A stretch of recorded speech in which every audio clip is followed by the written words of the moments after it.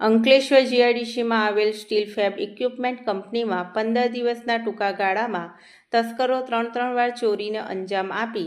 લાખો રૂપિયાની ચોરીને અંજામ આપ્યો હતો, જે અંગે કંપનીના હસમુખભાઈ પંચાલ દ્વારા જીઆઈડીસી પોલીસ મથકે ફરિયાદ નોંધાવતા પોલીસે 3.92 લાખની માલમત્તાની ચોરીનો ગુનો નોંધી તપાસ શરૂ કરી હતી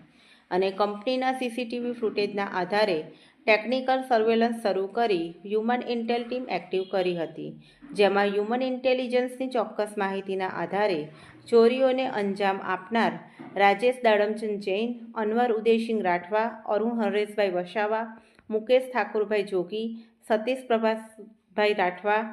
રાહુલ મુકેશ વસાવા, આશિષ કુમાર સત્યનારાયણ સાહુ અને મુકેશ રમણ તડવીને ઝડપી પાડ્યા હતા. તસ્કરો પાસેથી પોલીસે ચોરીનો 3.92 લાખનો મુદ્દામાલ પણ રિકવર કર્યો હતો.